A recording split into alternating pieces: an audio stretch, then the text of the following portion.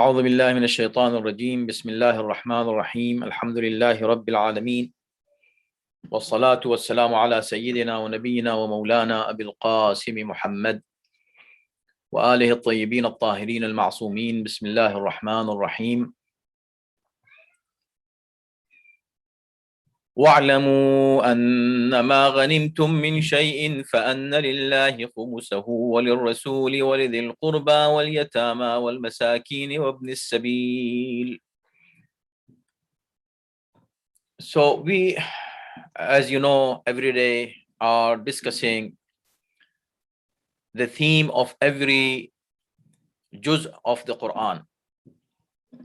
And very quickly we are going through those topics and important and more famous and popular ayat that you usually hear from ulama, scholars, and you need to remember the references of those ayat. So this is one of the ayat that this surah, this ayat, since today is the 10th of Ramadan, and we are going to start from 10th juz, and we will go as much as we can. وَاعْلَمُوا أَنَّمَا غَنِمْتُمْ. So this ayat is talking about khums. Khums, which originally the word is khumus. فَإِنَّ لِلَّهِ خُمُوسَهُ. So anything that you gain, anything that remains as your saving, as ghanima, and it has so much details. We are not going to go into detail of the khums, but what I want to mention here is that khums, 1/5 of the amount that you take out to make the rest of the amount back for yourself and clean is called khums, and it has some specific rules and laws that all of you know. But this is the ayat which is referring to the khums very clearly. The word khumus also has been used already here. Ayat number 41 in Surah Anfal. Then it is talking about the battle of Badr. وَأَنْتُمْ بِالْعُدْوَةِ الدُّنْيَا وَهُمْ بِالْعُدْوَةِ الْقُصْوَى. Several ayat is referring to the first battle of Islam, battle of Badr, and how Allah subhanahu wa ta'ala gave the victory to Muslims, and it was a miraculous victory in Islamic history. It was a very important battle that was fought. And while talking about the battle of Badr, also trying to draw our attention to the reality that shaitan always tries to deceive us. One of the deceptions of shaitan is that he makes our a'mal, our deeds, pleasing for us. When we see our deeds, we get proud of I did this, I did that. So I am so much proud of my deeds, while I have no idea whether Allah subhanahu wa ta'ala has accepted what I do, or Allah is going to reject it. In ayat number 53, beautiful ayat, please memorize it. This is very important ayat. It says that Allah subhanahu wa ta'ala is not going to change any bounty and any favor that he has given to people until they change it by themselves.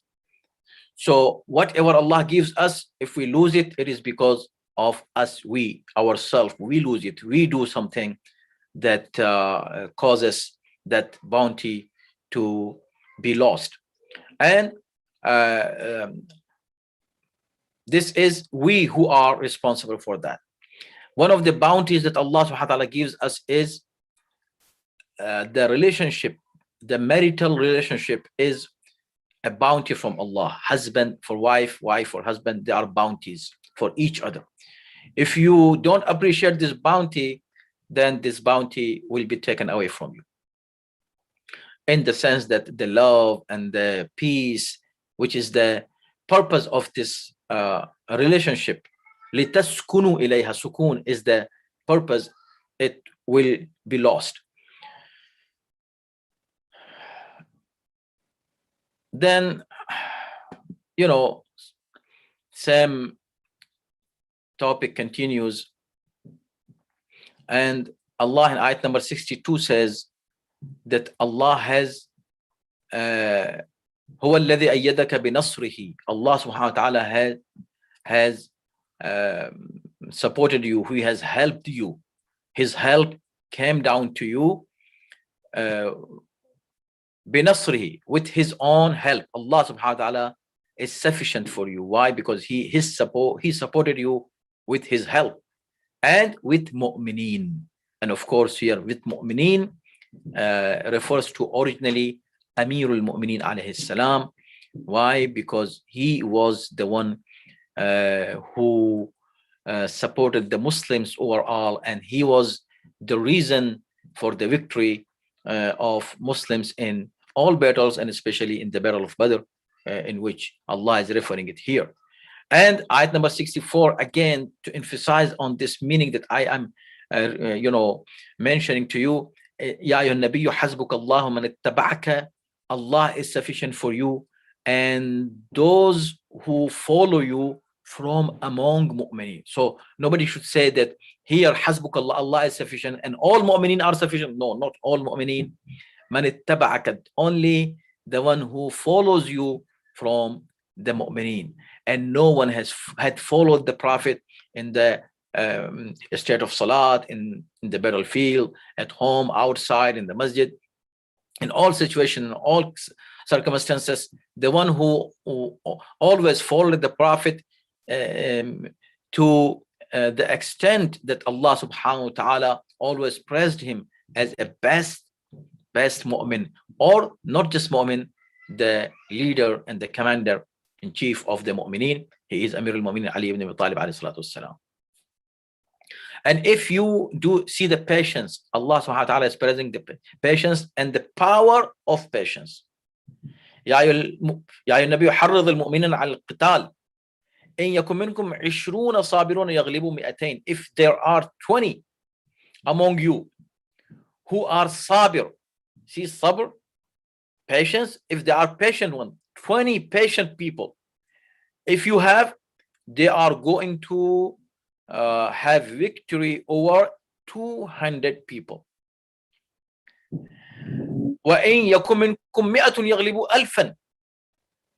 If there are 100, they are going to be victorious over 1,000 people. Means one in 1 versus 10 people. So one mu'min can be victorious over 1,000 mu'mins. One mu'min over 10 mu'minin. 100 mu'minin over 1,000 mu'minin. So this way Allah subhanahu wa ta'ala is showing us the power of Iman and power of the patience. And of course Allah in ayah number 72 is praising in the الَّذِينَ آمَنُوا وَهَاجَرُوا وَجَاهَدُوا بِأَمْوَالِهِمْ وَأَنفُسِهِمْ فِي سَبِيلِ اللَّهِ. Those who have migrated and who were in the state of jihad with their wealth and with their selves, they are the people who Allah subhanahu wa ta'ala is praising. And they are not all, but few mu'mineen who remain on the state of Iman until they left this world. Here the surah finishes and new surah starts. It's called Surah At-Tawbah. This is very interesting surah, and nowadays we are doing the tafsir of this surah every Saturday, and many of you mashallah attend this tafsir and know the importance of explanation of each ayat. Now we are going very fast on the ayat, but see, every single ayat needs much more explanation. If 1 hour is not enough to explain one single ayat, because every word of the ayat, the connections of the ayat, the the revelation of the ayat, the occasion in which ayat was revealed. So this surah, Surah Tawbah, is the only surah among those 114 surahs which does not start with Bismillah ar-Rahman ar-Rahim. But if you read any ayat from the middle, not starting, then you can read Bismillah. It is fine, is okay. But when you start the surah, you are not allowed to start it with Bismillah ar-Rahman ar-Rahim. Rather, you say A'udhu Billahi minash shaitanir rajim. Why? Because here Allah subhanahu wa ta'ala is announcing his, declaring, see, his disassociation with the mushrikeen, the people who are the enemies of Allah and Rasul. And interestingly, this surah, when this surah, this surah was revealed to announce disassociation, bara'ah, tabarra or tabarri, from the enemies of Allah. So a person was needed to take this surah to go and read it to those mushrikeen from whom Allah subhanahu wa ta'ala is announcing the disassociation and bara'ah. So first Rasulullah gave this surah to Abu Bakr, one of his companions. When he gave him, Abu Bakr took the surah and he left for the gathering of mushrikeen so that he can go there and read the surah loud for them. While he was still in, on his way, Jibreel alayhi salam descends and brings the order of Allah subhanahu wa ta'ala saying, La yuballighuha illa anta wa rajulun minka. This surah will not be preached, but either by you, yourself, either you will take it and read it for the mushrikeen, or someone from you. Then Rasulullah sent Imam Ali alayhi salam and told him to go and take the surah back from Abu Bakr. This has so many meanings. I'm not going to go into details. You can go and you can go and see the you can listen to the recordings or go to the books of tafasir, and you will find very interesting details here. And Allah said, "Wa adhanun min Allahi wa rasulihi lin-nas." Adhan means a very clear call from Allah and His Rasul, that Allah and His Rasul are bari, they dissociate themselves from mushrikeen.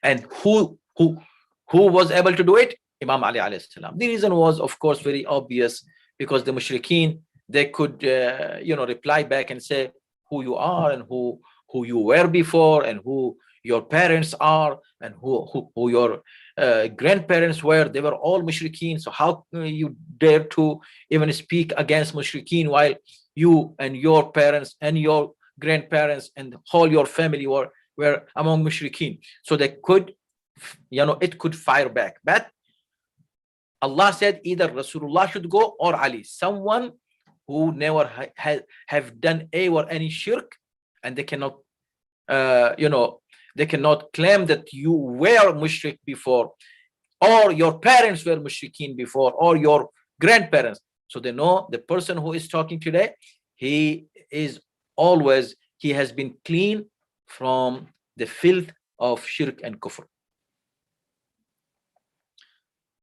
In this surah,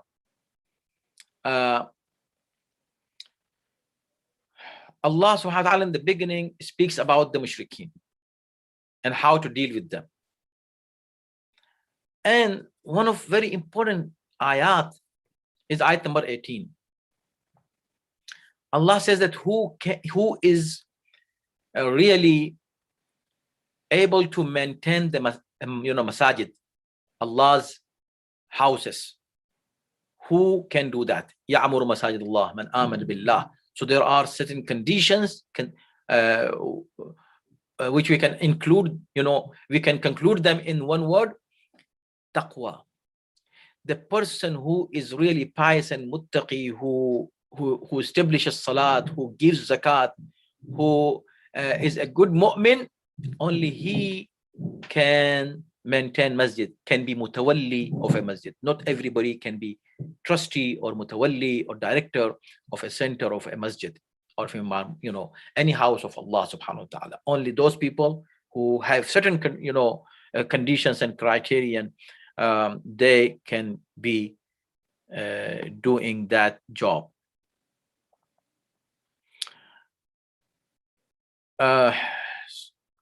لقد نصركم الله في مواطن كثيرة ويوم حنين. Allah subhanahu wa ta'ala is reminding them that how Allah subhanahu wa ta'ala has supported the Muslimin and helped them in many places. And before that, Allah said that, see, in kana aba'ukum wa abna'ukum wa ikhwanukum wa azwajukum wa ashiratukum wa amwalukum, your belongings and your relatives and your business and your houses and whatever belongs to you in this dunya should not be more beloved to you than Allah subhanahu wa ta'ala and his prophet.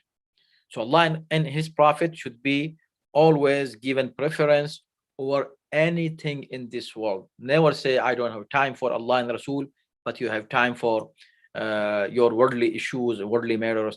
You don't have money to spend for Allah and Rasul, but you have money to spend for your house, for your other things which are just not your need, but your wish and luxury. And then Allah says that Allah has revealed his sakina, his peace on the prophet and the mu'mineen.